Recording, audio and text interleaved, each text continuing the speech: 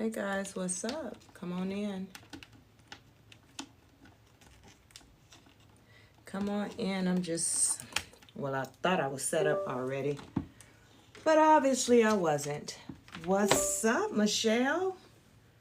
Girl, you're doing your thing. I'm proud of you. Listen, I had to re-download Spotify because I had mines because I had my podcast, my season 1, but I took it from there and put it on YouTube. So I just shut down everything, but I re-downloaded it because I like what you're saying. I like what you're putting out there. Matter of fact, put your information in the chat. And I'm going to try and pin it to your Spotify. I'm going to try and pin it.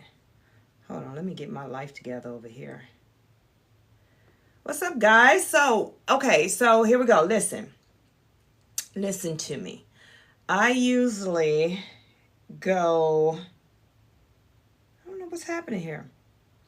I usually go live during the evening time. I'm changing it up now, so bear with me.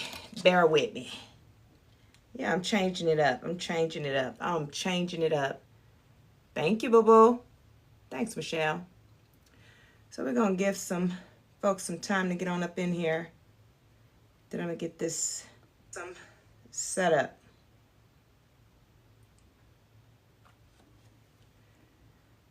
Yeah, so listen, thank y'all for joining. I'm Coach Nye. So like I said, I usually come on during the evening time, and in the evening time, that's what, my followers, they usually catch me around there. So this is new because I'm getting to a new crowd. Thank you for the likes. Thank y'all for the shares, follows, invite others. So it's a little different daytime. My son told me, Mom, the stuff that you talk about, I see people talking about those things in the morning. You need to go during the morning. And I'm like, well, son, I was like, we'll see. So I'm going to try it out. Okay, Dwayne the Great, what's up? Thank you. So listen. So who am I? I am Coach Nye. I am a life coach. I teach you how to operate in your purpose. First off, finding yourself, which is teaching you self-love. Teaching you how to become the best version of yourself, right? So you can do great things in life. Now, I do life coaching sessions. You can go on my website. Everything is in my bio. I also wrote a book.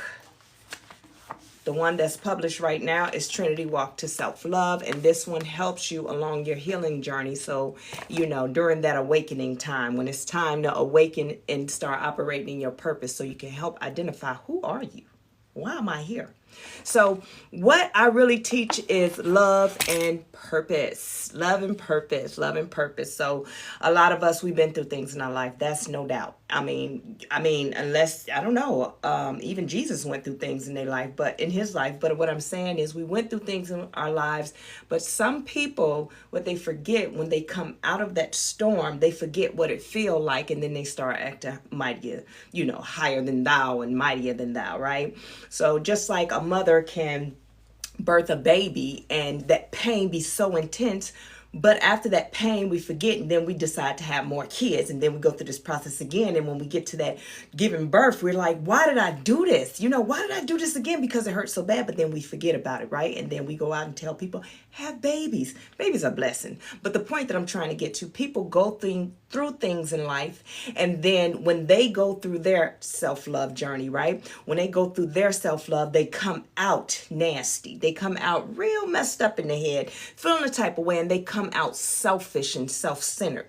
See, they didn't heal. What they did was went in for revenge. They went in to show people that, hey, look at me, look what I did. Yeah, I'm better now. I wish you would try me, please. And then what they do, and they don't even realize, is manipulate people, luring them back into their life, not the people coming back, because when people do you wrong, they come back automatically. But when you go in and you do your self-love and you come out selfish because you go in with the mindset of revenge, what happens is you lure those people back in and you entice those people back in, and they still treat you the same way. You're never going to get ahead. And that's why it's so important when you go on your self-love journey is to really heal. So how do you really heal? Well, first off, you have to acknowledge that person hurt you. Not saying like, oh, this happened to me before, I don't even care, I know how to deal with that. No, we're not doing that no more. What we're going to do is acknowledge that this person hurt your feelings, but we need to figure out what part of your feelings was hurt. What was really hurt? Did they hurt you in the way of making you cry or making you dwell, or did they trigger something from your childhood? What did they do? Right? So you have to identify, and you have to put the right word to the right emotion. So you can't say, oh, they made me mad, but your feelings are hurt. They made you sad. So you have to respond in the proper way. And the reason why God allow us to go through the things, I call it the dark night of the soul. A lot of people call it the dark night of the soul. But what it is the reason why you are being faced with you during the dark night of the soul is so that you can learn from it. And the example I always use is you can put a helmet on and you can run into a brick wall. And guess what happened when you run into that brick wall? It's not going to hurt as bad. You're going to catch the impact because you have a helmet on. See, that's us covering our feelings and saying, oh, it don't bother me. I don't even care. But if you take the helmet off and you run into that brick wall, you're not going to do it again. So that's the purpose of the dark night of the soul, of you facing you. It is you versus you. It is not you against everybody else. It is not this. It's not when God revealed to you and replayed back to you like that book of life, showing you back to you of everything that you went through and everything that somebody did to you. He's not showing you these things so you can go back and go snap off and go get mad. No, he wants you to feel what you were supposed to feel in the beginning. But see, life taught us to just heal anyway. Life taught us healing is ignoring. Life taught us if it's out of sight, it's out of mind. But the proper way to be the best person that you can be and stand in the purpose and your calling of what you're supposed to be here for, what you were brought in this earth to do, you have to heal. And in order to heal, you have to acknowledge that person hurt my feelings. Why did that hurt your feelings when that person called you out your name? Because when I was a child, the person that loved me the most, my mother, my father, my sister, my brother, they used to call me out my name, and it used to hurt me, and it tore me down. And it messed with my self-esteem. So I thought I could never be any better. You see how when you get to the root of things, you're able to heal. Because what I've noticed is a lot of things that I had to go back in my childhood and heal. I realized, okay, now I'm 5 years old again. Why did that hurt my feelings when that person said that to me? Well, it hurt my feelings because I processed it as a 5-year-old. And if I process it as a 5-year-old, guess what that means? I overreacted on what it was because I'm only 5. And that adult should not have said that to me because I processed it for what it was. This is what it was. I didn't see it in no other way. This is the truth of it. This is that. Just like when I was reading the Bible when I was young, and in Revelation it talk about the seals, right? The 7 seals. Guess what? In my mind, I always thought, even as a child until I got older, well, they talking about the seal, the animal, the seals.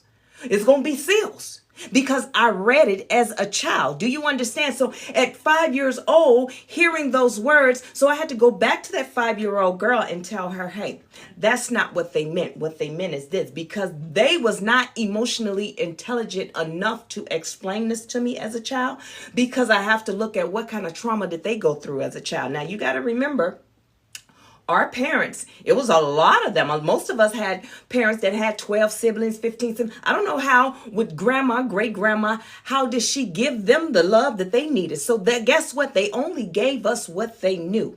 And that was, you have to survive. See, they taught us to survive. I don't care about your feelings hurt, but you're going to be okay when you get older. I don't care about how hard this labor is, but you're never going to lack. You see, they taught us from that place. So you have to go back to that place, and you have to heal that baby within you, the child within you, and explain to the child that's in you, hey, what was said was not meant, right? And so you have to unlearn all that to learn something new.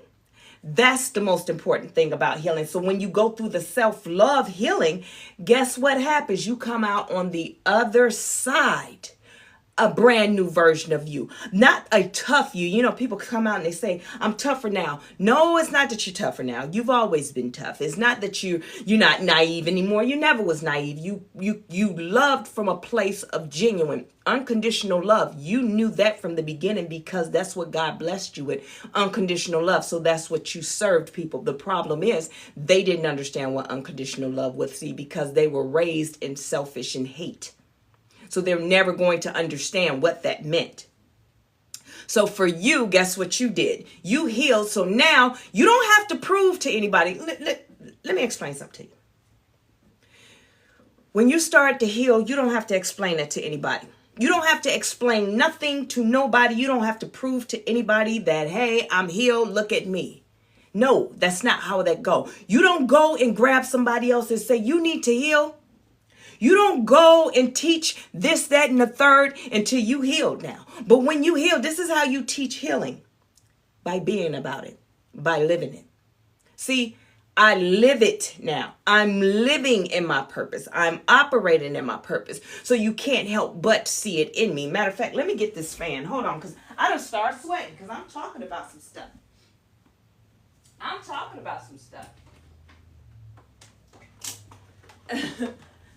Got a little warm up here because I done got to talking about some stuff.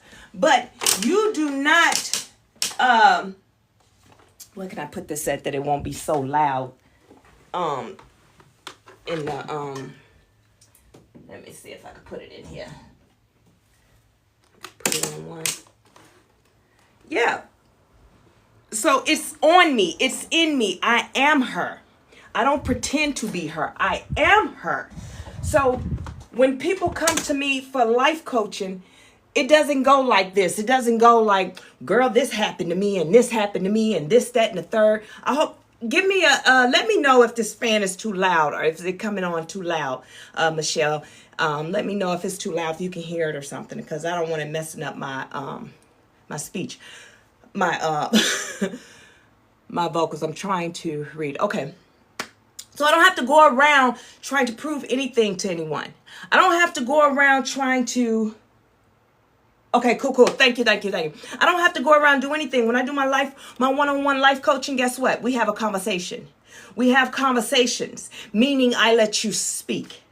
Because I can't tell you how to heal. I don't know you. What's up, Louisiana country boy? You're my favorite radio man out there now.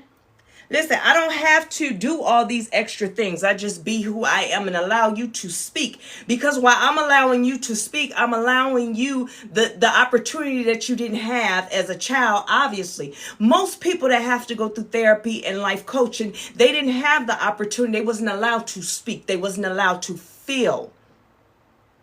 They wasn't allowed to have any of these things, any of these emotions. They were only allowed to do as I say, do what I tell you. I don't care what you got to say. So a lot of us have to go to therapy just to express ourselves, right? So for a long time, I don't even have a conversation for folks, because I was too deep. Like my thought process was too deep. Like I thought really, really deep. When I taught, not when I taught, because I didn't know I was a teacher at that time. When I had conversations, right, I would always go deep into the conversations because of the fact I'm like, hey, I got something to say. But the problem was people would feel like, dang, just get to the point. What you talking about? Why we got to go through all this, that, and the third? Why we got to do this? Well, that's because I was a teacher, right? And I was teaching the wrong ones. See, I was teaching some fools. I was teaching fools. How can I teach fools and expect them to understand? They're not trying to understand. They're trying to operate. I don't know what's going on with my light. They just trying to get over on the next person. That's it. They're not trying to do much in life. They don't look for the things that I do and the look for the things that I'm looking for in life. They don't see things the way I see things. They don't care. Listen, I come from a place of unconditional love. So what does that even look like, and what does that even seem like? See, people thought for years that they were getting over on me. They're just like, oh yeah, I run a ring around this person. See, I never would say anything to him, even though I knew what was going on. However, my job was to continue to be me, no matter what. No matter how you come at me, no matter what you do, I have to maintain and continue to be who I am and who God created me to be. And the reason why I have to be that way is because that's where my blessings come from. Even though you mistreat me, I still have to stay in character of who I am, my true authentic self. So while you think you're getting over on me, guess what's happening? You're only burning the bridges for you. See, your blessing come from how you're going to treat me. See, it's kind of like with Job, right? God knew that that was his ace boon coon, knew that, hey, this guy's never going to turn his back on me. Have you ever considered my servant Job? And the reason why he was so proud to say him, because he knew, and he knew he wasn't going to turn his back on him. So can you imagine everybody that came up against Job, that thought they was getting over on Job, what they had to pay back to God? See, everybody talk about karma. Do you understand when you have favor, that get back is real serious? It's a different type of feel. So even though Job could be brought into your life, but how you treat him is how you're going to get your blessing. I may have everything, and this person may look at me, oh, you got everything, this, that, and the third. Yes, I do. But your blessings comes from how you treat the next person. So even though I have everything, you think that you mistreat me or get over on me, it ain't going to come back on you? You got to be crazy. This is why I tell people, you can lie, you can scheme, you can do all these things. You can take from somebody, you can do it all. Whatever you're going to do for some money or to get ahead, trust me, you'll always be digging in the dirt, working hard labor. Even if it's not actual job, but hard labor, and you'll always be hustling. You'll always be watching your back. You'll always be looking for money. While I, on the other hand, I don't chase a bag chase me. Because I'm favored. I don't have to look for the blessings. The blessings look for me. That's how that goes, because I operate in my purpose and I do what I'm supposed to do. And I love from a place called unconditional love. I don't put stipulations on love. I don't love you if. I don't love you conditionally. I love you unconditionally. Regardless of how you treat me, I'm going to do the right thing, because that's where my blessings are coming from. Thank you for the follow. Thank you for the likes. Thank y'all for the shares. I know where my blessing is going to come from. So even though it hurt in the moment, and this is the part that I say about healing, even though it hurt in the moment, right? In this moment, someone hurt your feelings. But if you react, this is what the long run is going to look like. And I had to learn that when it said, let God fight your battles. Well, it seemed to me, God, it's taking you too long to fight these battles when I can just chin check them right now. I can go and knock out a couple of their teeth right now and feel real good. But in that moment, I feel good. But in the long run, I just ruined it all. Because remember, everybody that does you wrong have to come back to you. They have to come back. Some are going to come back and they're never going to apologize. But you already know it's in them and it's what they want to say. But they're waiting on you to pull it out of them. And don't you pull it out of them. They'll always have to live with the regret of you're the one that got away, or you're the one that they mistreated, or they know you didn't do right by you. They're always going to hold on to that regret and that grudge. But because you're healing, you don't even care anymore, because you did what you were supposed to do. And what you were supposed to do is operate out of purpose. Continue being you. That's what you were supposed to do. Hold on, let me make sure I got everybody in here.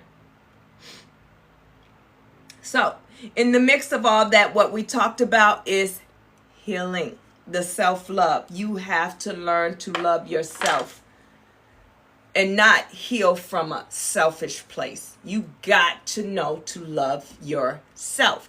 No matter what's going on in the world, you have to know to love yourself. We think we love ourselves, but do we really love ourselves? No, we don't love ourselves, because someone told us when we were younger, oh, have confidence. Know that you're beautiful. Know that that's not self-love. Self-love is not allowing people to disrespect you. See, the first people in our lives that we learn, we should learn boundaries with them, but we don't learn till later on in life, because we feel we don't have to have boundaries with our family because they're supposed to love us the most at all times. But that's not true. See, the thing is, they're the ones that cause all the conflict of us feeling like, hey, we don't love ourselves. They are the ones that challenge us. It's your parents. It starts off with your parents and your siblings, the one you're in the household with. Right? And if it's not a healthy environment, things like this happen. Toxicity happen. It creeps on in. It starts from a little bit of every time you do something to your head, they be like, it's cute, but... Or when you put clothes on, they just look at you, don't want to give you a compliment. Then it causes you to be self-conscious.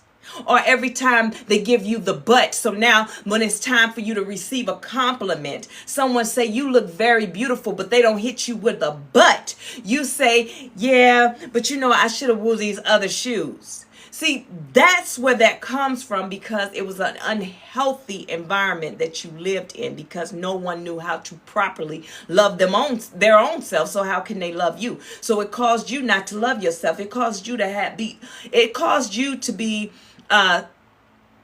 very confident, right?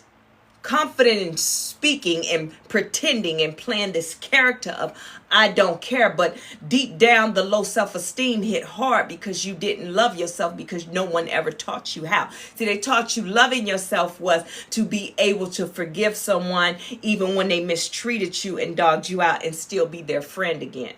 How does that make sense? You mistreat me and I'm still your friend, because we get it twisted. They teach us in church and they teach us growing up. You have to forgive. If they do you wrong 77 times, they do you wrong this time, you have to forgive, but that's not what Jesus and God was saying. That's not what it means to forgive. What it means is this. The reason why they say forgive is so you will not have hatred in your heart, which will cause you to sin. It does not mean go back and be their friend.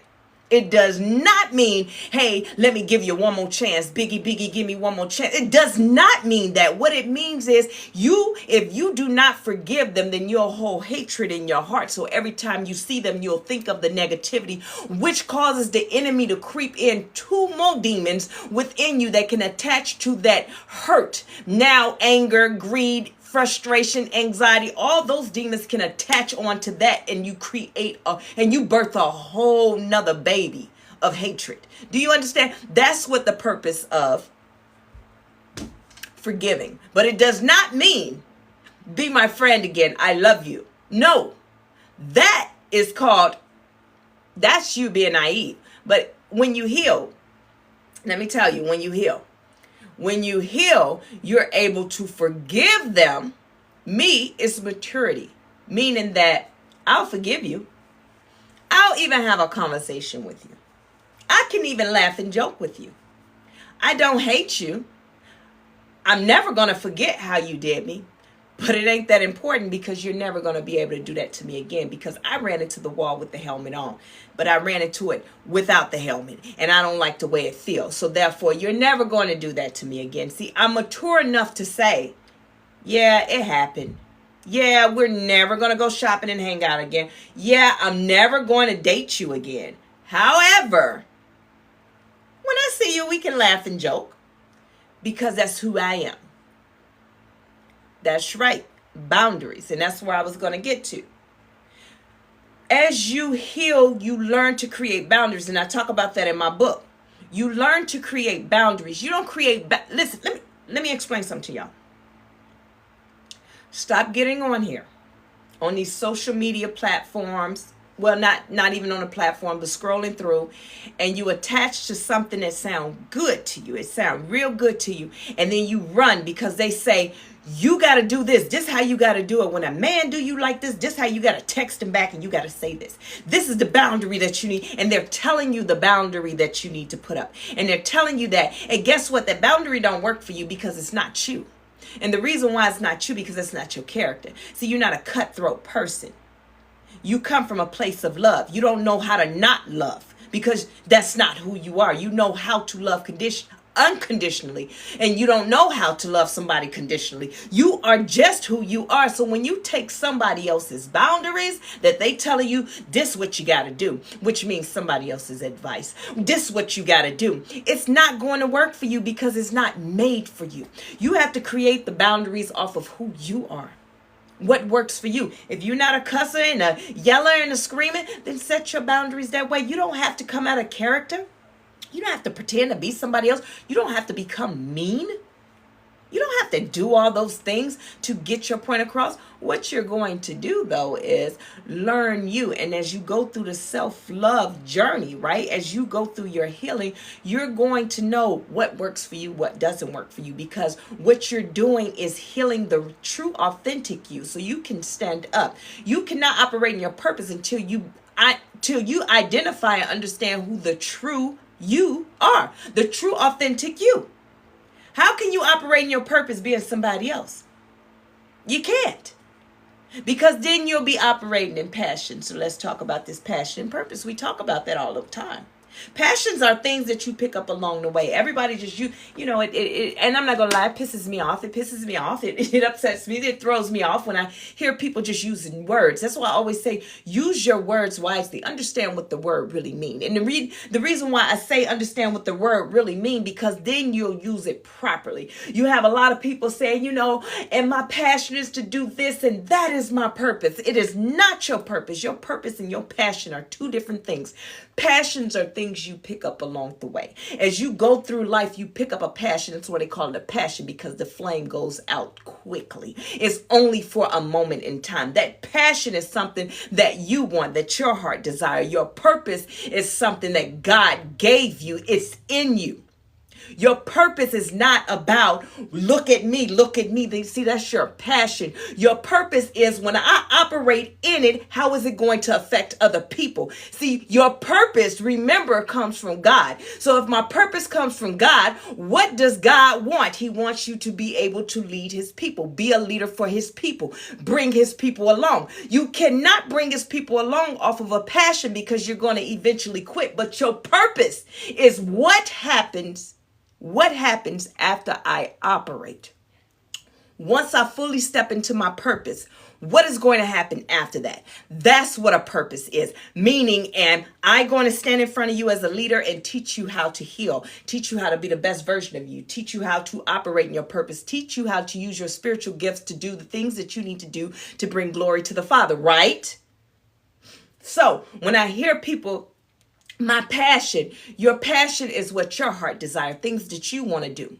Your purpose is what God have for you. And if the enemy can get you to mix those two things up, then that means that you will never do your Father's business. You'll always operate from a place of self-centeredness, selfishness, which he said, lovers of themselves. And you don't even realize you're being a lover of yourself because of the fact you think you're doing the right thing, because the pastor is standing in front of the church. Your mother, your father, everybody is standing in front of you talking about, you go after your passion. That is of God. Go after your passion, that is of you. Your purpose is of God. Remember that. Don't mix the two. And that's why it's so important that I teach. I always want people to understand there is a difference. And if you operate in one outside of the other, meaning you operating in your passion, you're never going to reach your full destiny of your blessings, of what it is that God has for you, because you're only selling yourself short of only what man can think. See, our minds can only think this far.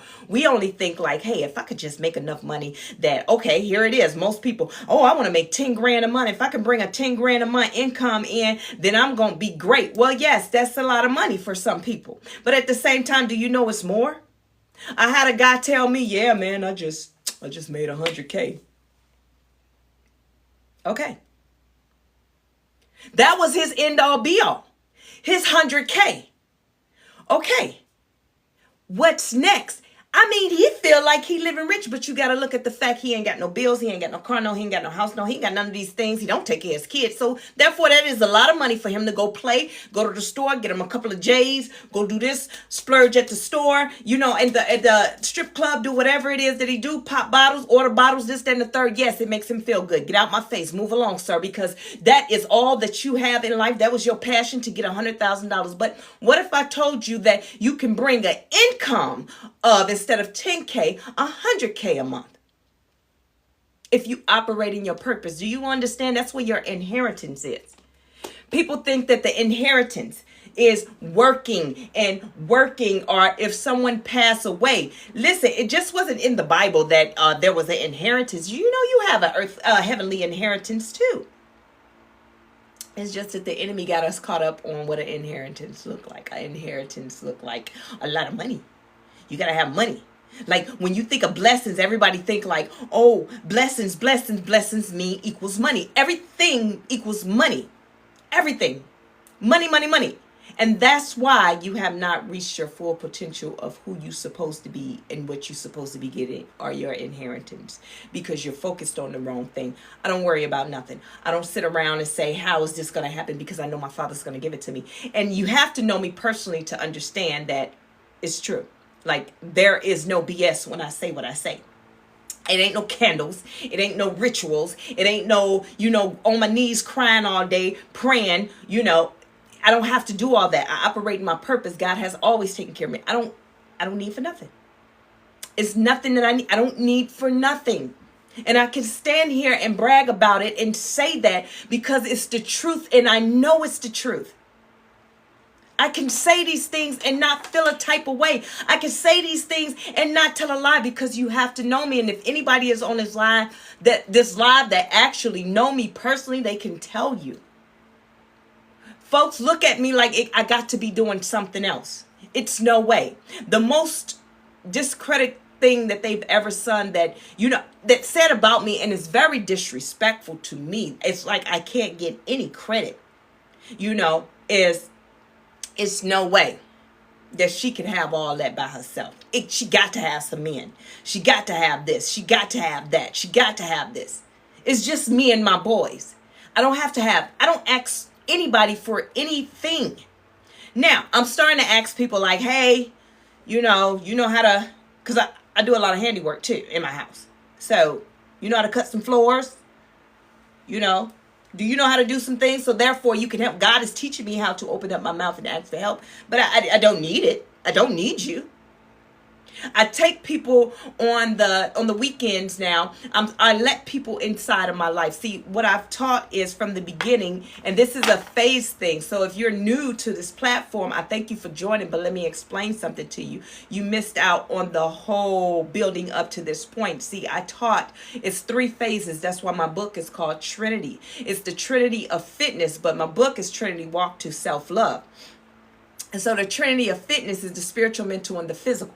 And I teach you how to operate in each of those. So in each phase, we did those 3 phases. Now we're in the 4th phase, which is operating in my purpose.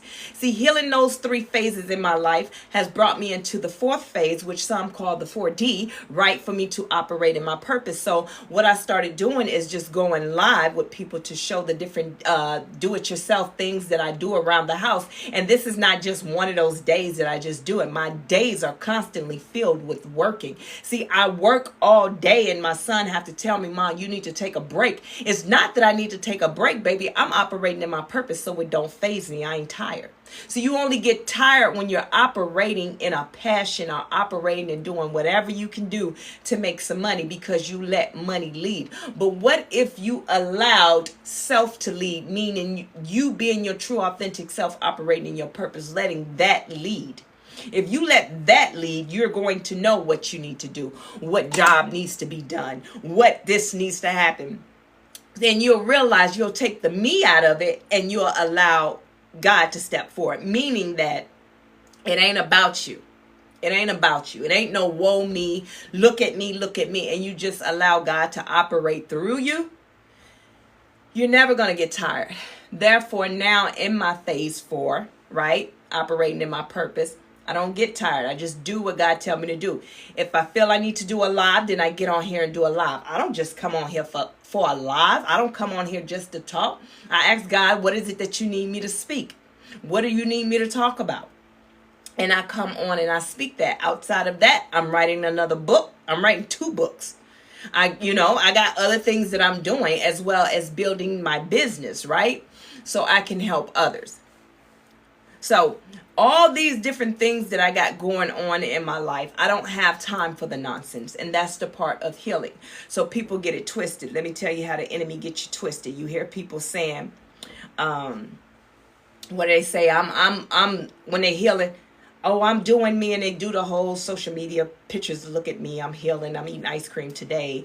Look at me, yesterday I was hanging upside down from, jumping out of a plane, and I'm living life to the fullest. They still in character.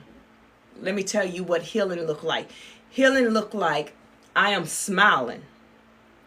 I am smiling and don't know how I'm smiling, because I'm tore up in the inside. I am here. Like, I used to come on this live and give a whole sermon, do what I needed to do, and get off of here and break it down. Tore up in the inside.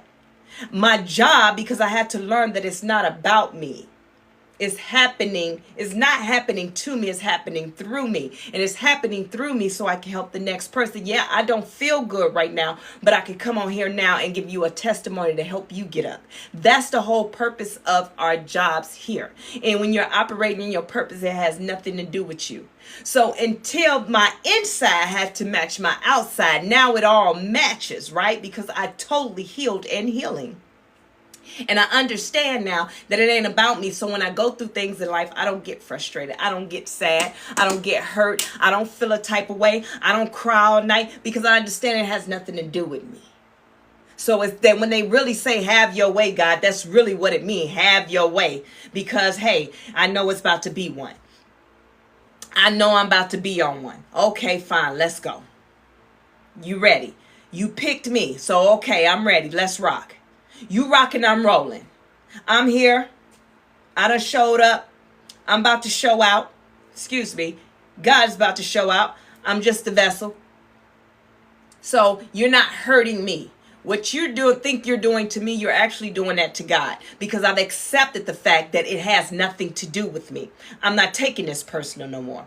I just know you got to answer for it. And when you answer for it, see, the thing is, while you hiding behind, and when people do you wrong, they hide behind things, right? And they act like they still got it going on. They may even take pictures, get on social media with a bunch of money, smiling, with a bunch of cards, with a bunch of this and a bunch of that and a bunch of, and the whole time God already revealed to you that they are really going through. They just trying to play on the front. See, that's the part about being fake. You have to stay in character at all times. See me, I'm just who I am.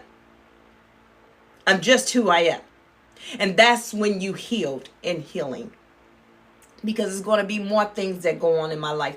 Right now, with everything that's going on in the world, I don't stress. I don't stress. I don't stress. I do not stress about it. I just can't stress about it. I'm not fit to take the time to put 2 cents to stress about it. I just can't. For why? You hear that? When I use that broken English, that means I'm serious. For why? Why would I do that? I don't care. It is what it is. I can't control it. Why am I stressing? It ain't going to pay my bills. It's not going to do anything for me. I'm never going to sit around, stress about a friendship. Oh, it didn't work. Oh, God bless. I'm never going to stress about a relationship. Oh, it didn't work. Okay. You know, I'm not stressing about any. It's not worth it. And that's why it's so important. It was so important for me to heal and operate in my purpose so I can get on here and teach others how to get to a place where I am right now. You don't worry about, okay, well, I want this. Have y'all ever noticed? Let me ask y'all this. Let's get off the subject a little bit because I want to talk to people financially about things.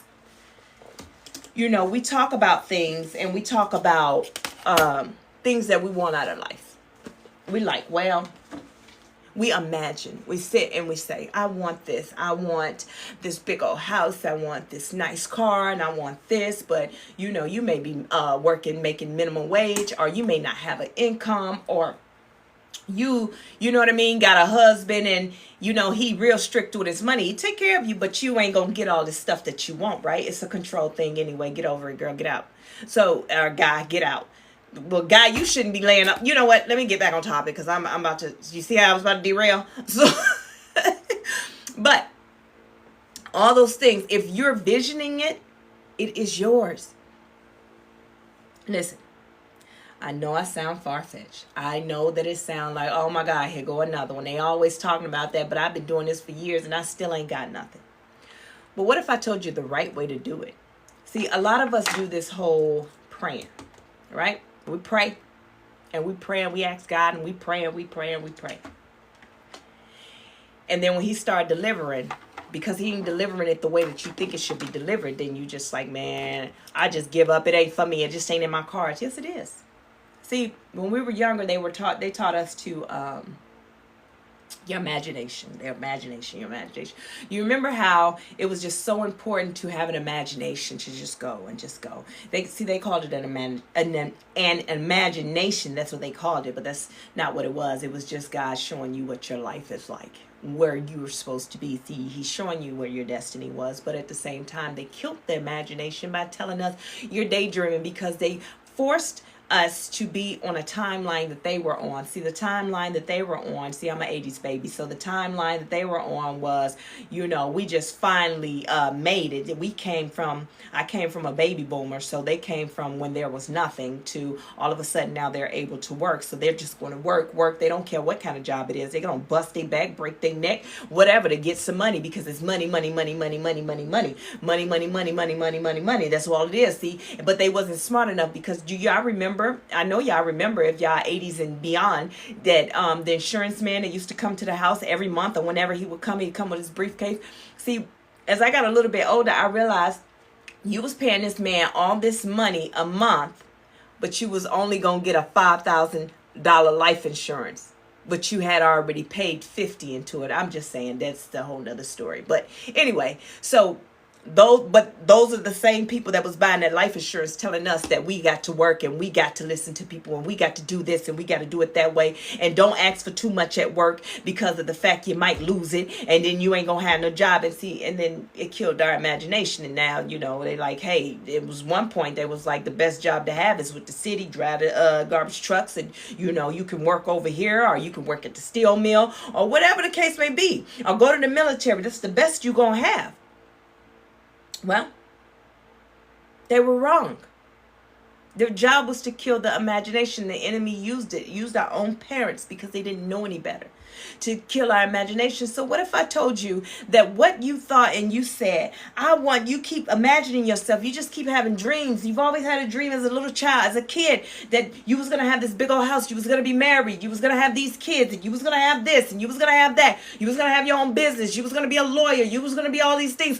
What if that is who you're supposed to be, but you just didn't know how to get from that timeline to the timeline that you're supposed to be, the person that you're supposed to be? So you see how I said timeline? Most people will look at that and they look at it like, well, what do they mean? You looking at it like the real matrix, as a thing, like you need to just know what it means is your mindset. You change your mind, then therefore you elevate, and you're no longer thinking at a mindset as low vibrational. You're at the highest vibration where you're supposed to be. So how do you do that? They said pray, and I've been praying, and have faith as small as a mustard seed, and I've been doing those things, but no, you haven't, because this is what happens. So let me break it down to you, and it'll help you understand, so you know the mustard seed. I teach this all the time about the mustard seed. So the mustard seed, and they say it's really, really, really small. No, you got to have its faith as small as that. And that's all they stopped at. They didn't go any further. They didn't understand, and they just looking at, well, to have faith that small, all they got to do is say, I believe. And that is true. That is all it is. It's just, I believe. Because in that mustard seed, when I tell you about the mustard seed, right? The mustard seed, inside that mustard seed, it's already destined to be a thing. It's already destined to be a thing. So in that mustard seed, it's going to be a tree. The mustard tree, it may be 5 foot. It's already destined to be 5 foot, 10 foot, 12 branches, 2 branches. It's already destined to be a thing. See, they didn't go any further. They say have faith as small as a mustard seed. But what they didn't get into of what's in that mustard seed, it's so small. It starts with a thought. That's the mustard seed. It starts with a thought.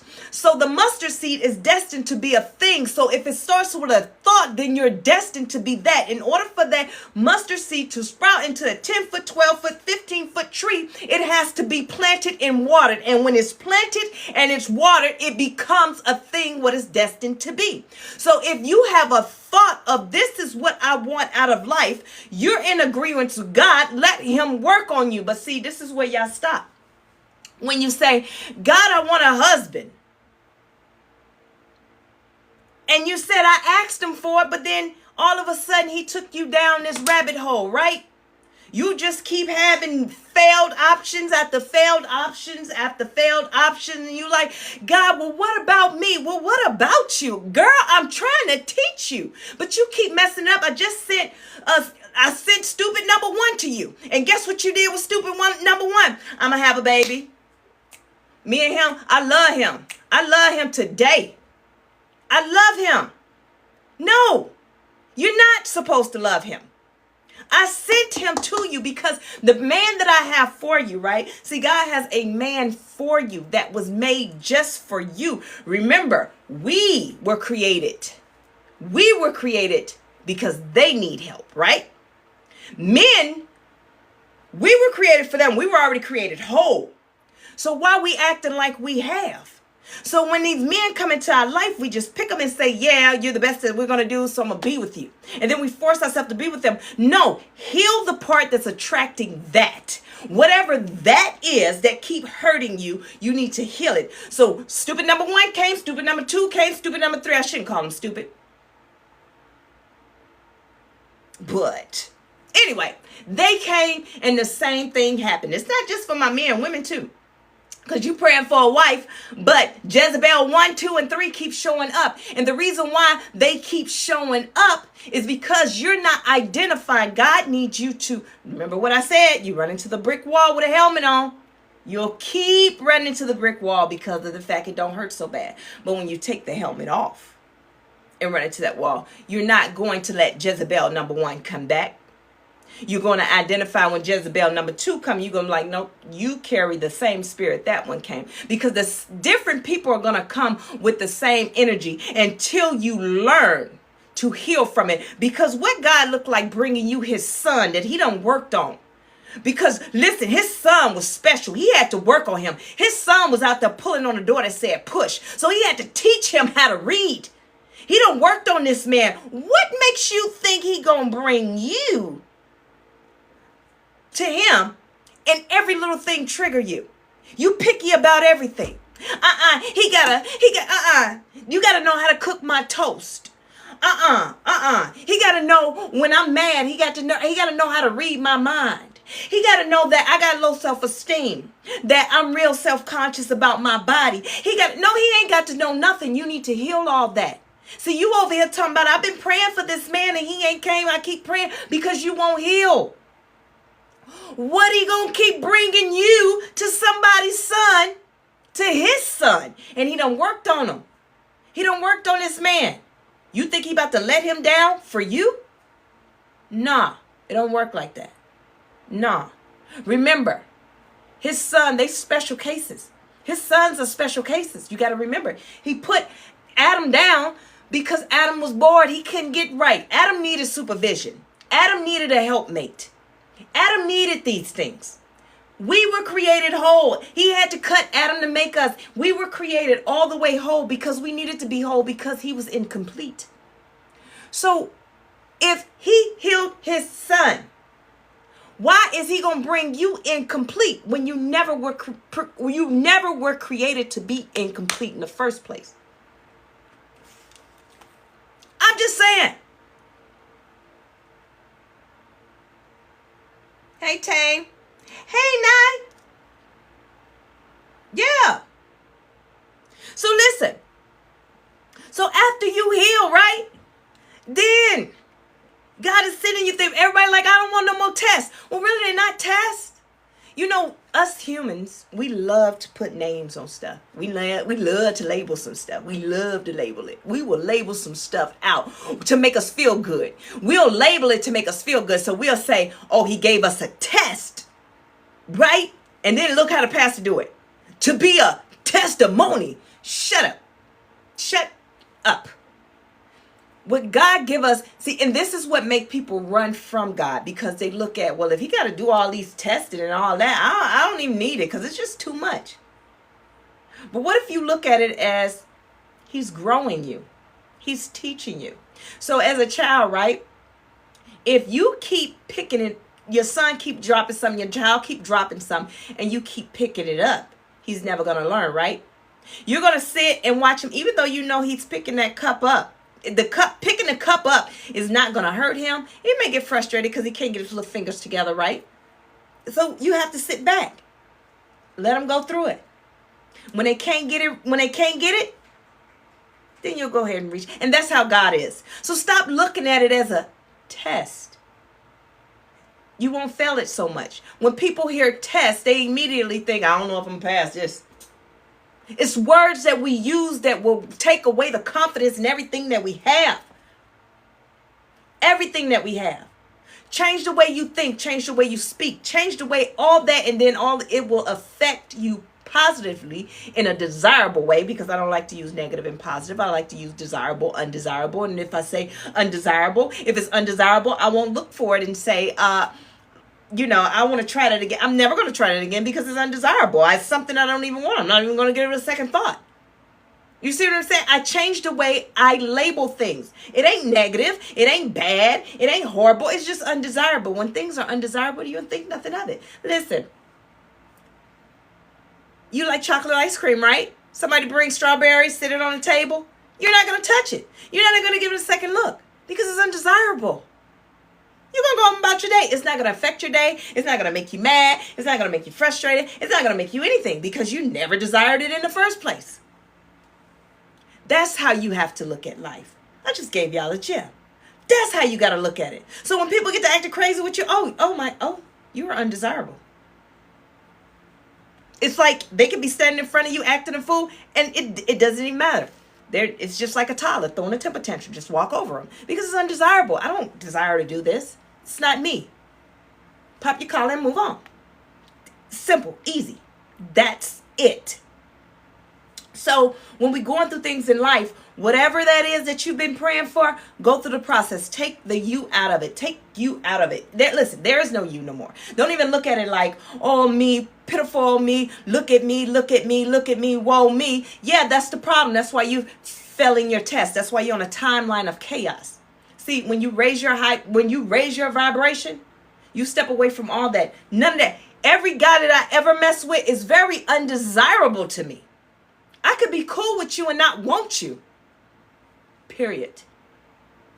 I could talk to you all day. I could hang around you and not want you because you're undesirable to me because of the things that you put me through and you tried to play with me. See, I don't have to tell you in your face, you did me this, you already know what you did to me. This is undesirable. Get out of my face. Carry on. Pop your collar and keep moving. That's it. You don't have to point nothing out. So back to, you want to be married? Then get your stuff together. Take the woe it's me out and be about it. The woe it's me, take it out and just walk the path. Allow God to show you what he's trying to show you. He's trying to show you things. He's not trying to hurt you. See, the thing is, we choose to do what we want. He bring a man into our life. I done it. And we categorize that man where we want that man or that woman to be. They're supposed to be the lesson, see? Teaching us, right? Because in order to get to my Boaz, my Adam, whatever it is, because I'm his helper, he needs me. Just know this, ladies, y'all are single right now and y'all looking for your husband. Your husband is out there. He needs you. We were created to be a helpmate to them. They can't function without us. They don't know what's going on. Listen, God done taught him how to read, pull from push. Pull from push. You know, God got him reading books. He knows words now. But it's some words that he need help with. He waiting on us. But guess what we over here doing? God sent someone into our life because he's trying to teach us. Fix these triggers because I need you over there with your Adam or your Boaz. I need you to fix this. But yet when that person come in, what God was trying to get you to identify is that guy right there. You see how he speaks to that hurt that's inside of you? See, you keep loving people from this hurt. This hurt right here, you keep loving people. And every time he speaks to you, it triggers something in you. I need you to go heal that. But what you do? I mean, while he talking, you looking at him like, I mean, he look good. I mean, he'll do. I mean, he got a lisp. I mean, I want to just tell him real quick, just say 7 sizzling sausages sizzling in a saucepan. I mean, I do, but, you know, he got a little lisp, but, I mean, yeah. And God is steady tapping you on the shoulder saying, no, no, no, no, no, no, no. Look at what he's trying to attach himself to. It's a Jezebel spirit in him. I need you to, nope, what you did. You know what? Let me tell you all my business. Okay? So you can reverse all that on me, use it against me, and kick me while I'm down. Boom. That's what you do. But that's not what it was for. Hey, son. That's not what it's for. What it was for is for you to get closer to because at the end of your path, when you're on your path, when you're operating in your purpose, everything you need is going to be on your path. But along the way, like I told you, we pick up passions along the way, right? We pick up passions along the way and we get to going, right? And when we get to going, there's also people and things that's on the sideline waving us down. They're not on our path. God will not allow people on our path because our path is destiny. It's destined. They'll be on the sidelines waving. And are we going to stop hitchhiking? Are we going to stop, pull over to help them out? Are we going to stop and put them in our business? Are we going to stop? What is about to happen? But see, at the end of your path, there's your husband. There's your wife. They're just waiting on you to heal. They're waiting on you to get there. They're waiting on you to stop playing games. Listen, ladies and gentlemen, it is not when I hear people say, marriages go through things. They go through ups and downs. They go through all these things, you know. You got to be a strong fighter. No, that ain't your person. You force that to be your person. Listen, when you get your person, you don't go through problems. Guess where the problems come from? Because you like it's too good to be true. And you walk away because you go back to what's familiar to you. Ladies, how many guys have been out there that you know that this guy treats you too good? This guy treats you real good. Some women, you hear them talking about some, what they call him? He lame, or he's, what is it? He green, he's, a simp. He's all these things. Thank you for the follow. He's all these different things, right? He too good. I need a little argument or something. No, you're just a little special too. You need therapy. You need love. Because you're missing it. You're missing the whole point. See, what's for you of God that's on your purpose, you're not going to have to sit on a panel with people and sit there and say, marriages go through things. They go through things. But I stayed. Yes, you stayed as he made a fool of you, cheated with your auntie now, your 12 friends and everybody else, and you stayed with her. Yes, y'all went through things, and she was down here busting down with a bust down hair and everything else, going around here scalp stanking because she pulled a wig off, had it on too long. She got real hot and wet, and doggone scalp started stinking. See, I play too much. But anyway, what I'm saying is you stayed with her, but that was never your person. You forced a person to be with you. I don't care if y'all been married for 30, 40 years. How do you stay married for 30, 40 years? Well, you stayed married for 30, 40 years because it was a forced thing. Because if I sit y'all down right now in the room together, y'all don't even like each other. That ain't your person. You're not going to get your person until you heal. You think God going to bring you her or bring you him? And you over here spinning around in a circle? Can't get it right? It says forward and you got it in reverse. You all over the place. You still using terms talking about some, man, I did a 360, man. I turned my life around. No, you're right, 360. Get out my face. I don't want nobody that did a 360 because you're the same person. Special. Do you understand?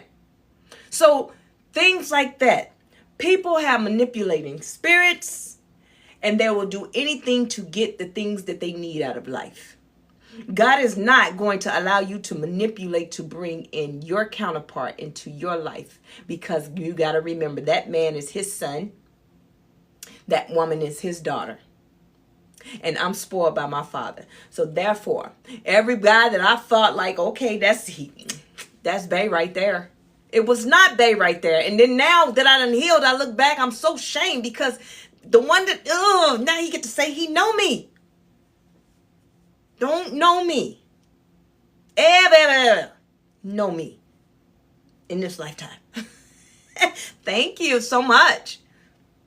But, being serious is the lessons that I've learned to become who I am today, healed and walking and operating in my purpose. I had to go through those things. And I had to understand I did not marry the one that I'm supposed to be with because I was not ready to marry the one that the Father has for me. Because when you marry the one that the Father has for you, guess what happens? you guys just immediately start operating. That's that. It's too good to be true. Thank you so much. That's that. It's too good to be true. That's that. Wait a minute. We got together and we done start opening up businesses. We making moves. We helping people. We building each other. See, everybody think that equally yoked. Oh, he got to be like me and he got to do that. That's not what equally yoked mean. Equally yoked is pretty much, hey, we both are high vibrational right now. We've healed. We understand that we have a bigger purpose in this world. His purpose may not be your purpose. That does not mean that you're not equally yoked. It means that he is healed. He's operating in his purpose. He's on a higher vibration, higher consciousness, knows who his God is, know what he's supposed to be doing, operating in his purpose. He knows these things. He's doing what he's supposed to be doing, and you are the same, and you're doing what you're supposed to be doing. Your purposes may go that way, but it's for the same thing, to operate in the Father's, doing the Father's business.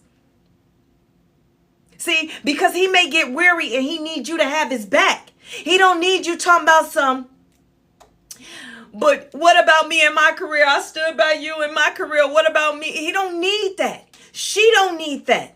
See, it goes back to, as I teach you about Proverbs 31. Everybody want to be a Proverbs 31 woman and don't even understand what a Proverbs 31 woman is. They read the Bible and then they just become her.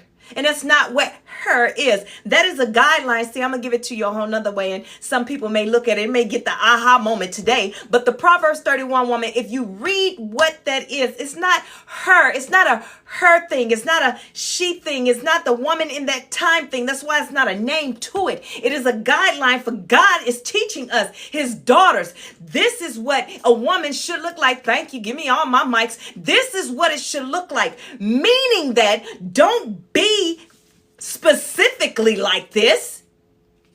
I'm teaching you how to operate on your own, because everything with a Proverbs 31 woman, it tells that she should be able to see a field and buy a field. She should be able to make her own money. She should be able to know how to cook. She should be able to know how to prosper without her husband being there. That's what he's trying to tell you, not to be the woman that this prophet. That's why it's not a name. It's not a name, because it's not a person. It is just, hey, daughter, I need you to know how to do these things, okay, for yourself. It's not because that man is not going to be there and you need to know how to do it. No, it's because in this moment and in this time, hold on, let me fix my puzzle. Look at the enemy trying to come through. In this moment and in this time, baby, I need you to know how to operate as you, because I created you whole. I created you for him to be a helpmate. So I need you to know how to have a hobby, how to man your business, how to do things and not solely worship this man. Because as a Proverbs 31 one, nowhere in there it said I need to worship this man. I need to follow behind this man. I need to run behind this man. I need to build this man up. I need to send him to school and I need to work. I need to make sure that that's not what he's teaching you. What he's teaching you is how to stand on your own, because y'all have a purpose together, and to be equally yoked does not mean y'all got to do the same thing, meaning that you need to do your father's business. In that Ephesians 5:25, I'm going to teach him how to be a man and what he needs to do throughout the entire Bible. This is what you need to do, sir. And this is what you need to do, ma'am. And when y'all come together, I need y'all to be doing my business. And this is my business, is bringing people to me. Bring the people to me. You be the leader. You bring them to me. You stand there and do the right thing. Bring them to me. Woman that I've created whole, because something was wrong with him. He was lonely. I never not one time said you was lonely. So why you sitting in a corner talking about you lonely? I never told you was lonely. He was lonely. That's why I created you. You are the one that's going to make it happen. When he get weak, you're going to be strong. Hey, remember Deborah? She was a prophetess. She was a judge. She did these things. And guess what they did? That man came to her and said, help me. Help me win this war. Do you understand? They always come back to us. So how can God use us if we sitting around here? God, I want a husband. God, I want this. God, I want this. But you won't even get up and go get your own. And if you think that getting your own mean, I got a good job, I pay my own bills. I'm independent. I'm this, that, and the third. You are of the devil himself. Satan, get thee behind me. That's what you are. You're operating on a frequency of selfishness and self-centeredness. And that's why you're going to always be working real hard, being that independent woman, sitting around with low vibrational men walking around here in doggone mini skirts, men walking around here in my leggings. I can't even go to the store and get the size leggings that I want because they got them on. This is what you're going to be dealing with. Those are the ones with the doggone leggings, with their head cocked to the right, standing on the corner, acting like they this. Got all the hoes, got them all, got them all, got them all, got them all. And see, I'm over here doing what I'm supposed to be doing, minding my business, being the best version of me. See, he's going to find me because I was never lost. I'm here. Remember, God created us for him. So I need to stand, operate, look at the Proverbs 31 and say, okay, I should be doing something. Let me go get a hobby. Let me go do this. Let me go get a little something going on for me. Let me focus on me. Because when he bring Buddy, whoever he is, guess what? We got to work together. And I'm not going to mess it up because I'm insecure. I got daddy issues. I need you to be around me all day. I need you to tell me all day I'm beautiful. See, God already gave me that. He told me I am. That's why he created me the way he created me whole. But someone in our bloodline as a child, it starts from the root, told you wasn't good enough, made you incomplete. But it's when you heal, and that is my job, to teach you how to heal. I teach you how to heal. In teaching you how to heal, you're going to become the best version of yourself. You're going to learn to operate in your purpose. When you're operating in your purpose, you don't worry about nothing else. You worry about nothing. I don't worry about nothing. I'm not worrying about where my next meal going to come from. Am I going to be able to pay my bills? Because it's going to come. That's how spoiled I am and how confident I am.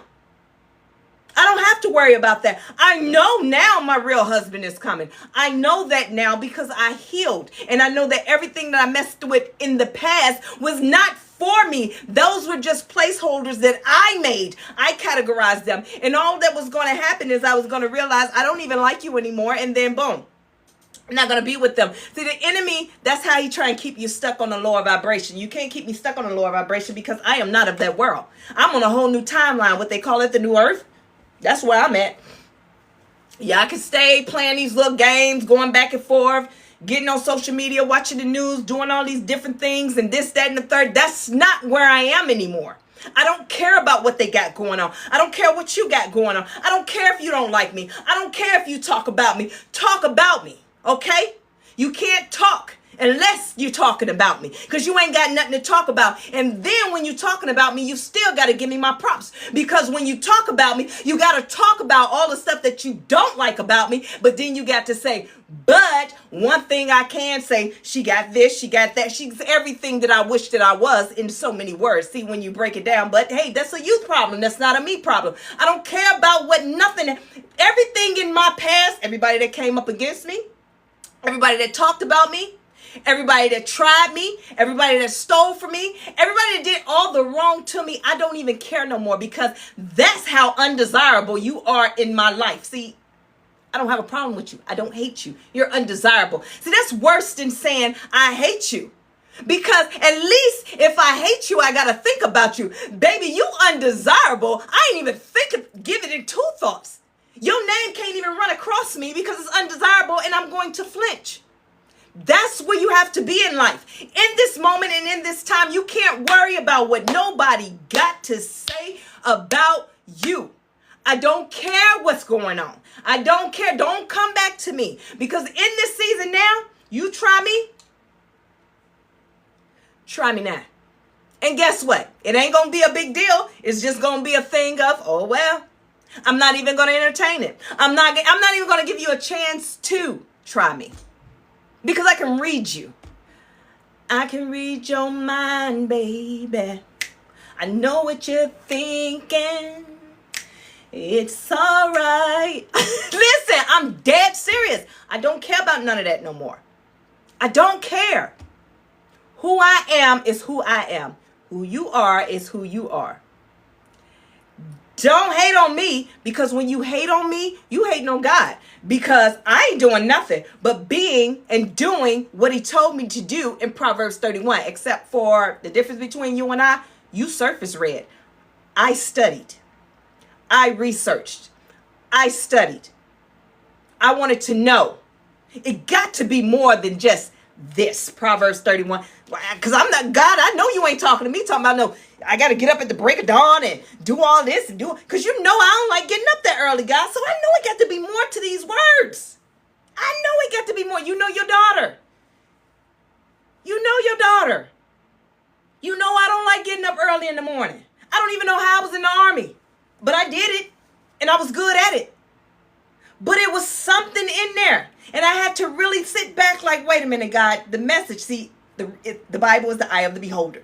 The eye of the beholder. So whoever is reading it, it means something to them. Whatever level that you're reading this at. If you're reading this Bible at a child level, this is how you're going to interpret it. If you're reading it at a level of, okay, well, they told me be a Proverbs 31 woman and I want to show out a little bit. I'm going to show out a little bit so I can show people I change. Then that's how you're going to read it. You're going to be around here waking up. You see it on social media. They get up 4 o'clock, video recording themselves, reading their Bible. They don't know what they're reading. They don't know what they're reading at all. They go to the gym, they eat a cracker, they eat toast, and they do this. I'm doing better. Look at me. Everybody, please look at me. And no one's looking at you. No one wants to be you. No one wants to be you. No one wants to be you. No one that actually wants to grow. See, you got to think about it. These low vibrational people, when they talk about you, think about who they're talking about you to. They're talking about you to other low vibrational people. Does it matter? Does it matter? You're talking about me to somebody and y'all both can't make rent. Y'all sharing clothes, shoes, toothbrushes. I don't know. Y'all shit. Oh, and you talking about me? When I'm up here, mad in my own business? We can even be neighbors, living in the same apartment building. And you talking about me? Have you ever heard when people say, I don't understand why people talk about me and they got more than me? Because y'all on 2 different vibrations. It's the spirit in you that they can't stand. Do I must teach you again about the spirit? See, the problem is the spirit that's in you, right? Irritates the spirit that's in them. So, your spirit keep pissing everybody off. Everywhere you go. The spirit is sick of you. Listen. Before you go tomorrow, which one of y'all going to get your hair braided? Which one of y'all going to get your hair done? I'm going to tell y'all right now. Tomorrow, when y'all go get your hair done. This weekend, whatever. Your spirit already done went to the place. See, you got to remember, we're operating in 2 different dimensions, right? You over here in the 4D, your spirit in the 5D. Everything that's happening Friday is already happened. For you, you're just now getting there. So now your spirit done already went ahead, told everybody, hey, yo. Coach Nye coming in, ceasefire. Everybody take commands from the top because I'm here, okay? My host, Coach Nye, she coming in here. Put the red carpet out. You go ahead and take off work because you're going to be mad. You're going to be real mad. It's going to make you so mad. You're going to start sweating. Your wig going to slip. Yep. Yeah, so go ahead and take off. Okay, you over there. You about to be happy because you've been living in this filth, working in this filth with all these nasty spirits all this time. All y'all spirits in the back that's gambling and doing everything. Hey, go on, clear out. Royalty is coming in. You know, now it's going to make y'all turn up your face. So go on back and tell y'all hosts. Go on back and tell them they're going to be mad, but get it together because that's of God. And if you want to keep your business, I suggest y'all understand who about to come in the building. And then when you show up, you finally show up, and guess what happened? You got that one person in the corner just smiling. And you're like, what is they smiling for? See, that's when you got to know 2 things. The unhealed version of you. Yeah. The unhealed version of you will go in there insecure, and you be irritating the spirit, because the spirit just be like, girl, and did all this hyping up. He wants you to come in there with your chest out. He wants you to come in there like, hey, big dog, I want a puppy, I'm the big dog. He wants you to come in there like that, because your spirit is telling you, I already went in there, I already did my thing. You got to come in there. So you got to come in there confident. This is when people try to tear you down. You got the one person smiling because they happy to see you, because the spirit told them, hey, light. The same light is coming in here. You're going to feel good. You're going to raise the vibration. This one just all of a sudden going to pack up all the stuff. And you sitting there like, well, what's she going at? Did I do something? This one over here going to say, hey, baby, come on in here. And the one that say, hey, baby, come on in there, that's the owner, because the owner has already been visited by the spirit. And she want to keep her business. So guess what she needs you to do? You want some water? You want some wine? What do you want me to go? I'm going to get something to eat. You want something? Have you noticed she asked nobody else? Did they want something to eat? You want something to eat? See, it's in you. Allow the spirit to be in you. When I go places now, I used to go in and with the insecurity of, oh, why is everybody looking at me? Or why is this and why is that? Why is this? But not no more. I know why you looking at me. I know you see it. I know. Yeah. It ain't about looks. Listen, I used to have women, they would come in, and it used to be so funny. They come in there with their little hair done and nails done. See, I've never been the type of person to say, like, look at me. I've always been humble. You won't know anything I got going on in my life or what I have unless you come to me and I invite you into my space. Outside of that, you would think that I'm just a regular Joe Blow. I would have the jogger pants, the t-shirt, and I might have my work boots because I'm always outside in the field. I may have that on, and I may go out, right? I may go out to the store. I may even go get my nails done because of the fact I know who I am. I know whose I am, and I know what I represent. And see, the thing is, I would have women, right? I would have women talk crazy to me, bougie with me, this, that, and the third. But see, the problem was, I'm a humble person. You're undesirable, so it'll go over my head, right? So, but we're leaving out at the same time. See, we're getting in two different type of vehicles here. See, you're getting in the vehicle that you and I can't even pump the same grade of gas. So I don't even know why you try me. All you did was hurt your own feelings with me just being who I am as I drive off. That's a you problem, not a me problem. I can give you a jump if you need one, but the problem is I can't get to my battery like you can get to your battery. So you can just pop your hood to get to your battery. I got to pop my hood. I got to take a cover off. See, I don't have to explain what type of vehicles I drive because of the fact this explains it all. See, don't judge a book by its cover because I am who I am and I know whose I am. So I don't have to prove a thing to nobody. So you hurt your own feelings by trying me. See, the spirit shows up. Allow the spirit to show up. See, when the spirit shows up, you don't have to do anything but walk. The whole time you upset with me and I had no idea. The whole time, see, this was another thing that I had a problem with. People, women, I grew up with all boys. I grew up fighting boys. I wouldn't even fight girls. Fighting a girl was like being a bully. That's how I looked at life as I was growing up, right? So it's just what it was. So I've always just been a chill type person. My personality is very just low key. I know when to dial it up when I need to dial it up, and I know when to dial it down when I need to dial it down. But at the same time, I am who I am. So the women, hey, we're always cool, right? They get cool with me because of the fact that I guess they feel that it ain't a guess. I know what it is. See, when you don't feel like a person is better than you, then you feel like you have a one up. See, I told you I don't do a brag and I don't do anything. So you invite me into your home and you're trying to show out your home. I come in as humble as I am because it's undesirable to me to be messy and to have drama and to have mess. I compliment what I see, but see, because you never got a chance to know me, now you want to come to my house. It's not my fault that my house look like a palace. I can't help that because that's how God want me to live. He loves me. I am spoiled, and yes, I am. So that's a you problem. Now you don't want to be friends no more. That's a you problem, not a me problem. I did nothing. That's what I'm saying.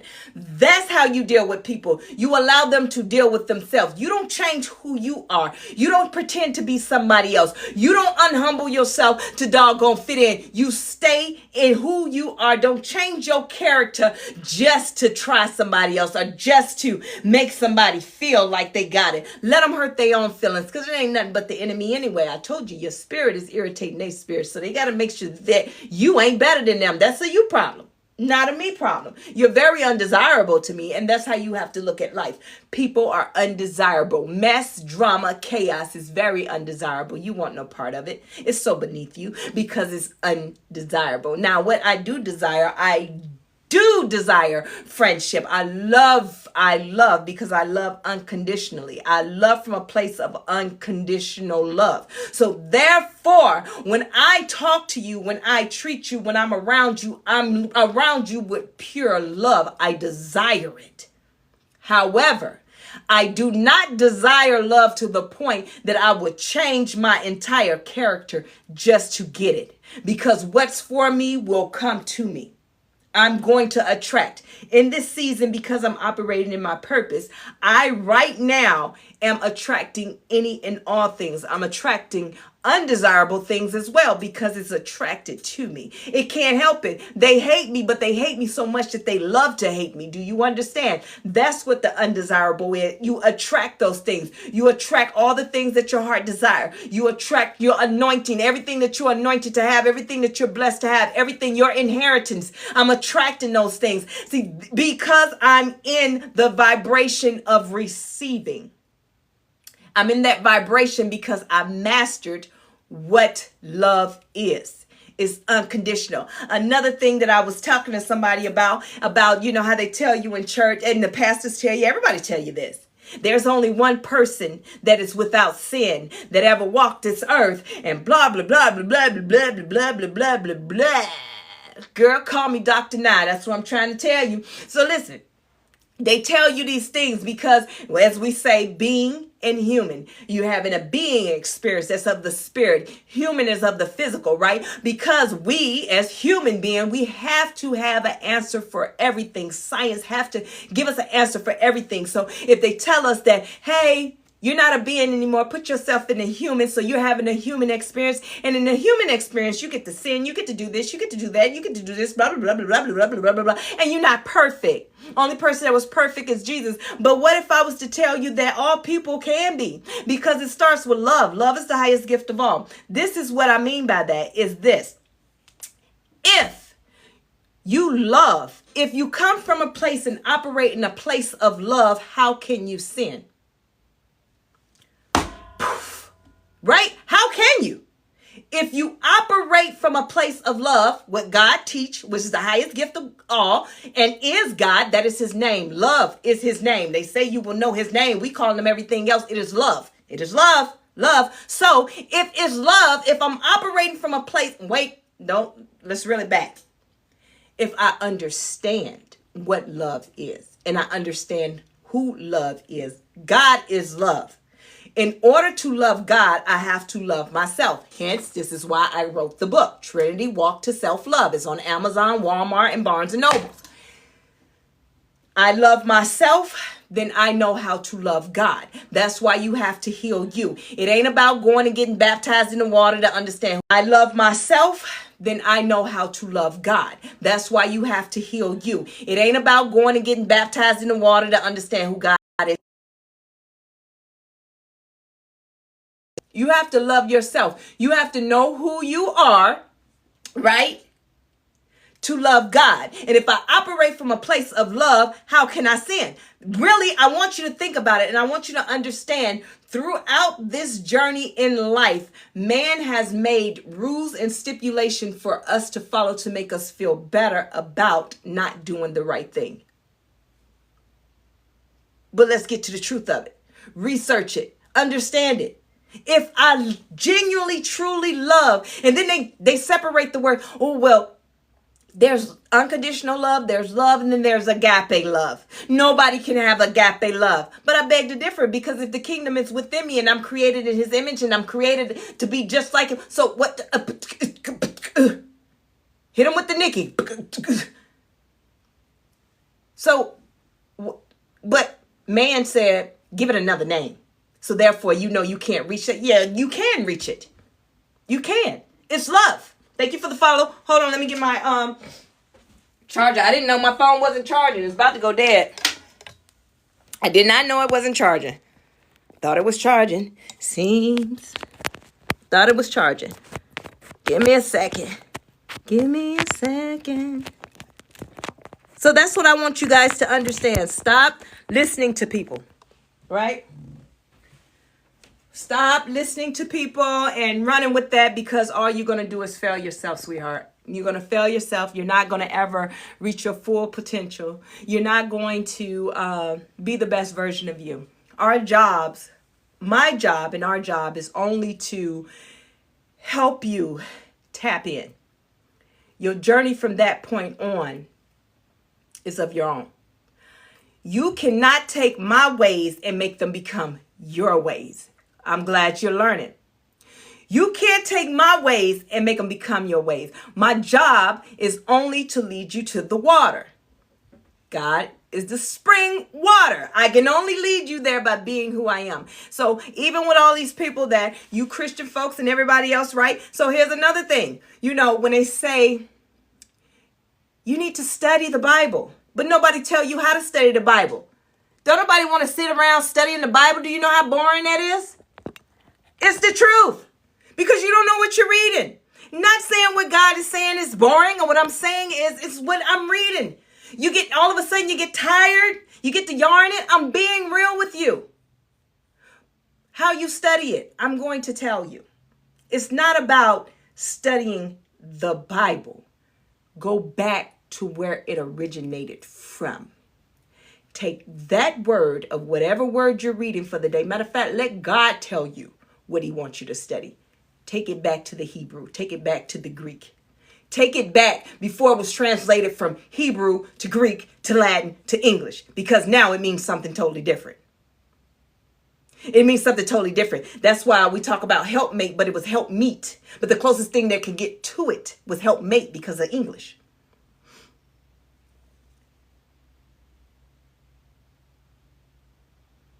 Yes, that's all you can do. Yes, listen, that's all you can do. Listen, this is the thing. You see it? Okay. What the enemy wants you to do is guilt. You see how automatically guilt. See, there's a difference.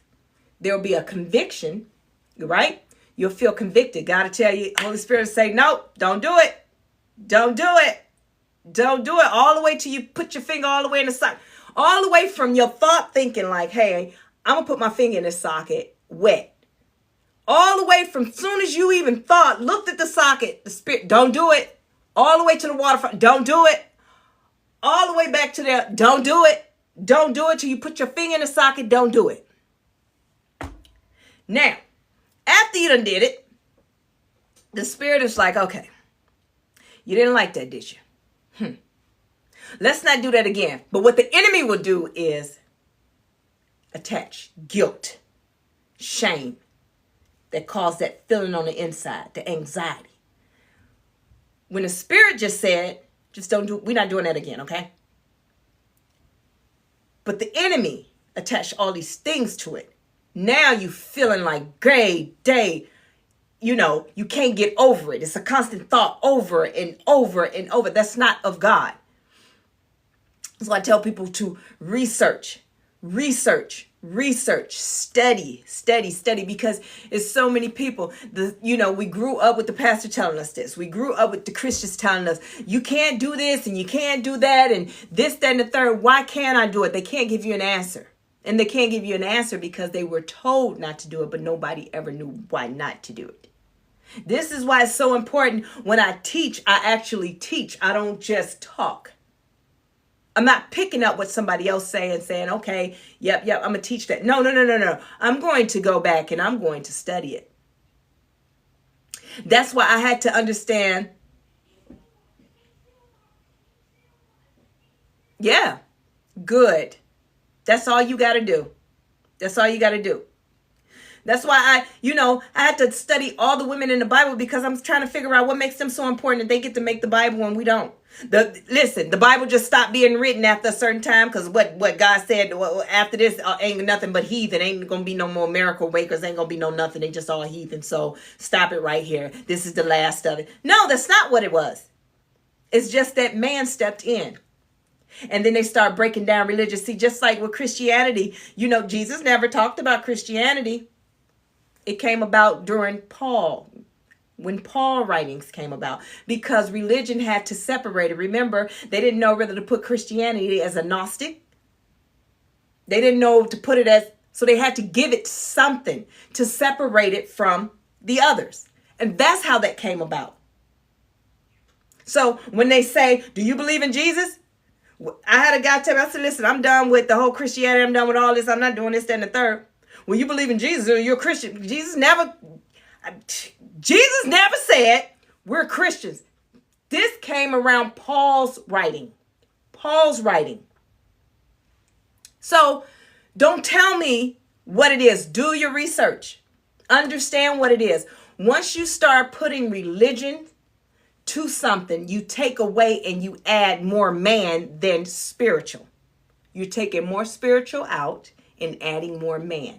And then it becomes more of a philosophy. It becomes more of a law. It becomes more of a, this has to happen versus this is it. This is it. The period in all. This is it. There is no, let me add to it. This is it. But man said, will be the period. Will be the period. And it gave the room to add more, take away, add more. So in order for you to know what you know, I want to know what you need to know, then you have to do the study. Don't shy away from what they call the lost books. Don't shy away from the Gnosticism, Gnostic books. Don't shy away from that stuff. What I'm telling you is, before you go touching anything outside of this Bible, you need to know who God is for yourself. And if you don't know who God is for yourself, then you don't need to be going to study nothing else, because you'll go for anything, because you're human. The next thing you know, you'll be in the rabbit hole. So you got to know what you want. You got to know what you know and what you want, right?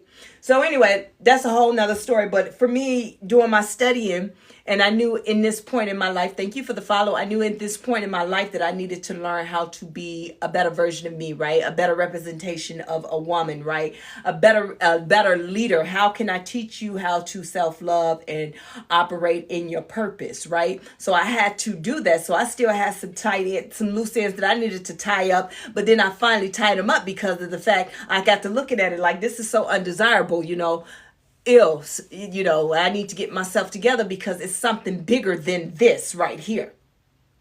And so that's when I learned about the whole Ezra Connect Do and things like that. Yes, that's my biggest thing, learning how to love myself. Yes. And so I had to learn about the Ezra Connect Do. What was our purpose here? What was our purpose here? Why were we even created? Why were we even a thing? Because in Genesis, in chapter, I believe it's chapter 1, it talks about, there's humans, you created the human. And then chapter 2, it talks about creating a woman for Adam.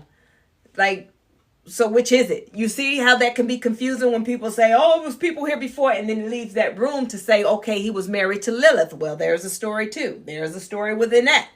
But you have to do your own research, because there's so many different ties and different stories about who is who, what is what. Then you got the people that say that Jesus is a woman. Well, Jesus is, that's what they say, Jesus is a woman. And then they say God is a woman. Then they got all these things. And, for me, I just look at, it's so funny how the enemy will intervene at all times. Because if I can get you to thinking everything else but what you're supposed to be doing, then hey, we can focus on that. So we can talk all day if God was black, white, if it was a woman or a man. We could talk all these different things, but the point that he's trying to make you miss is your purpose. If I can get you arguing over who's God and how many gods it is, and if it's the God of water, God of this and God of that, when the answer is God gave it a period. He gave it a period, but man took the period and said, no, we're going to talk more about it. See, the period was I am. He said, I am. That was the period. I am, period. Meaning, what does that mean? Everybody always saying, I am God. I am. That means he's of everything. No. What it means is every time there's somebody, and this is your period. Every time there's somebody say, oh, the God of water, God of fire, God of thunder, God of this, and the different deities and different that, God said, I am. I am that because I created that. I created the water, so I am. I am that. I am the God of sun. I created that. I am.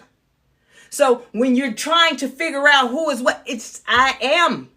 Period. I am that I am. And that's it.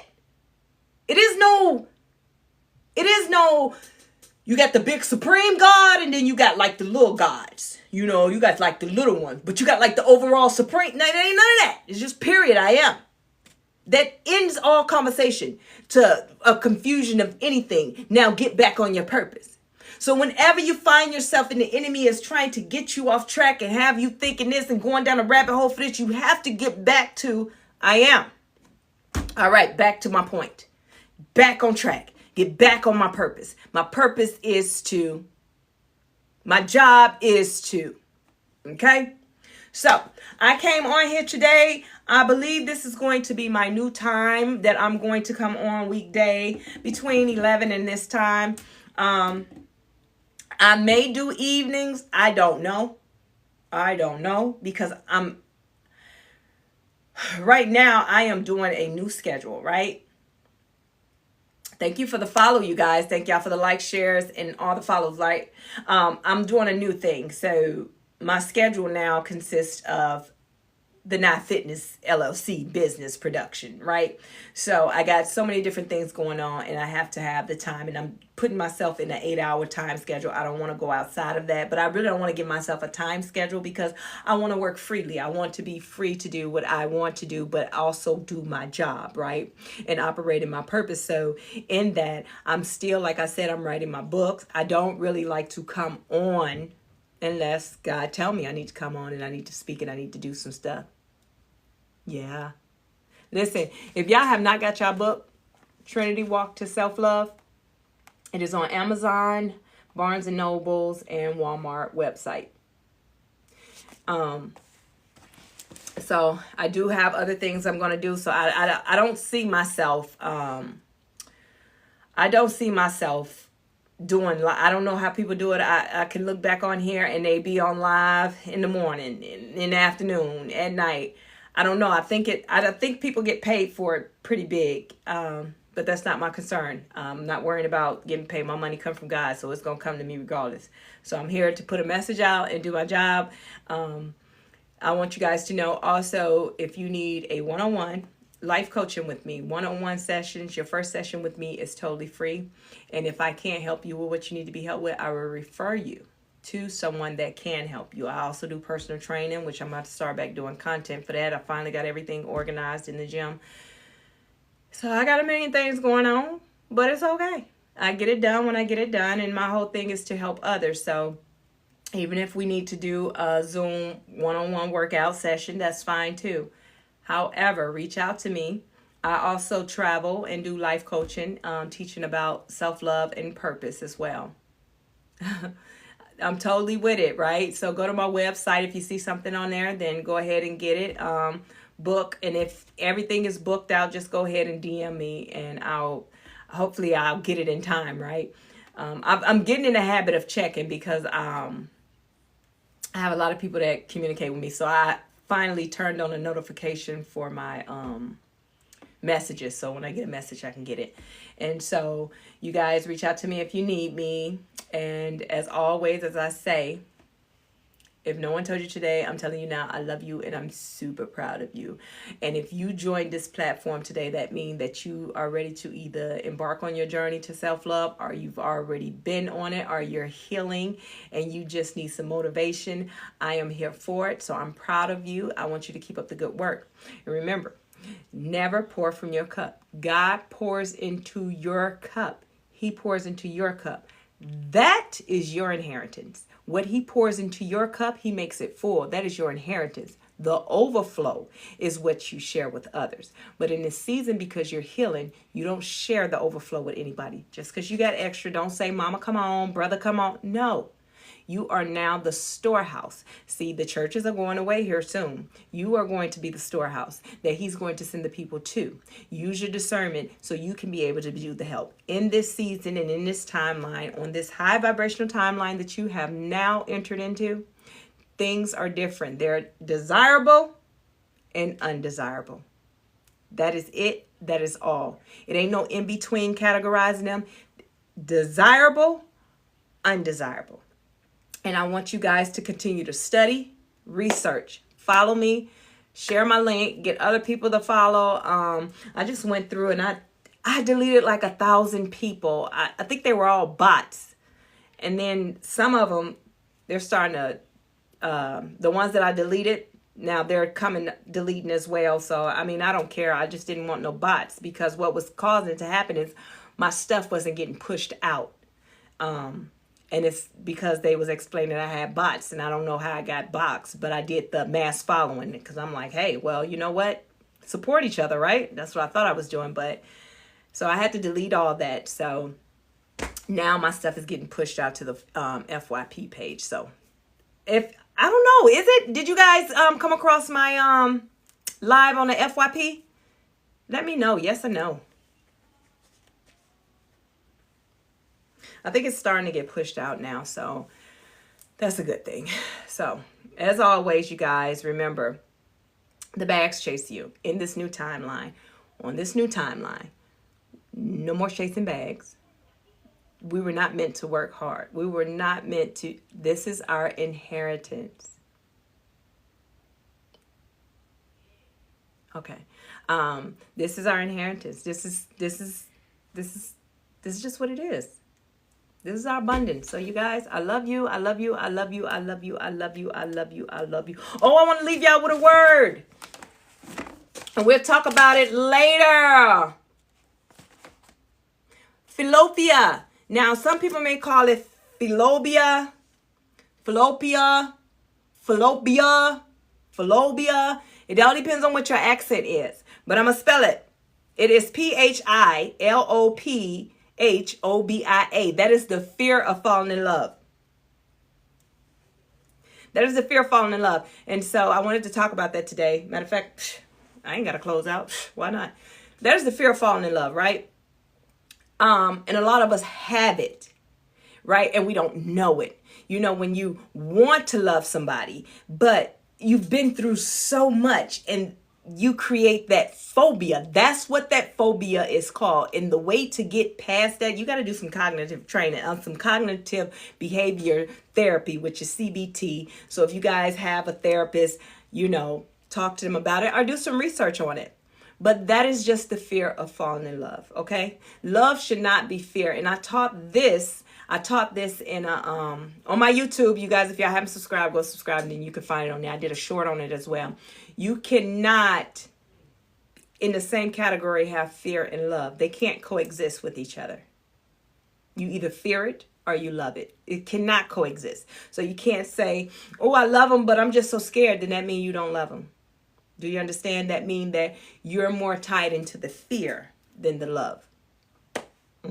So we'll talk about that some more, okay? I love you guys. Y'all have a great day, okay? Coach Nye out.